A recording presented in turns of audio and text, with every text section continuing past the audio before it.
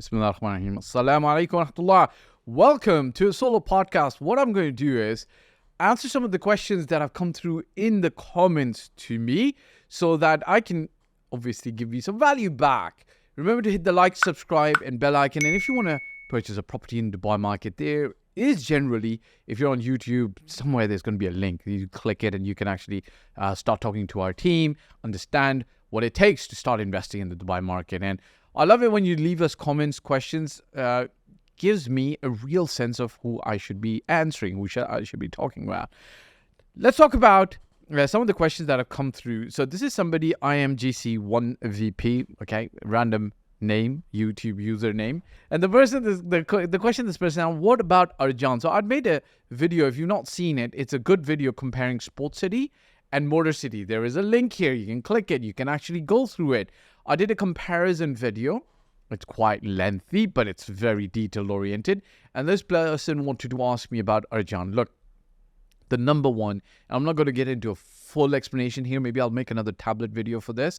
But the number one big difference is Arjan compared to Dubai, Sports City and Motor City is a government master plan, master community, okay? Whereas Sports City is by an independent developer. Motor City is by an independent developer, which means they're more private.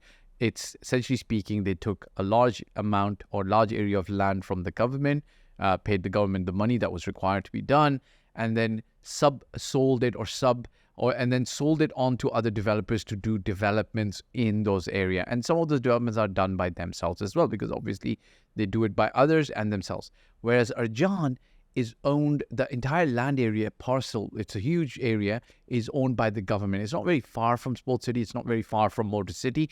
Arjan is fully owned by the government of Dubai, okay?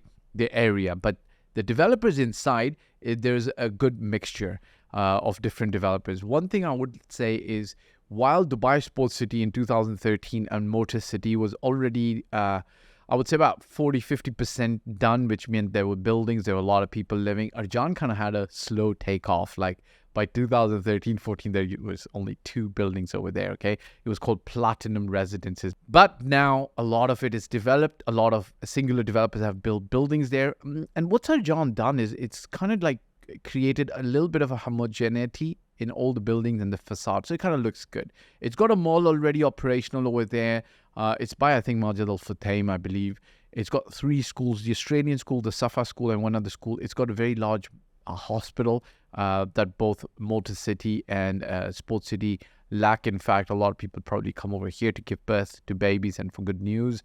So Arjan is a little bit different, and it's owned by the government. So the decision-making, the direction of the property, the place, is led by the government, which makes sometimes the things a little bit more organized. But all 3 of them are good cities. Arjan has its own USPs. I'll be making a tablet video and then you can have more details on that. Somebody asks, user NG, again, it's a random username. Thanks, Fahd. Can you comment on the effect of flight path on Expo City and its residential community for Dubai World Central today and its future expansion? So I'm going to explain something to you. Dubai, like other good countries, good cities, plans their airports in a way that the flight path generally does not disrupt the communities.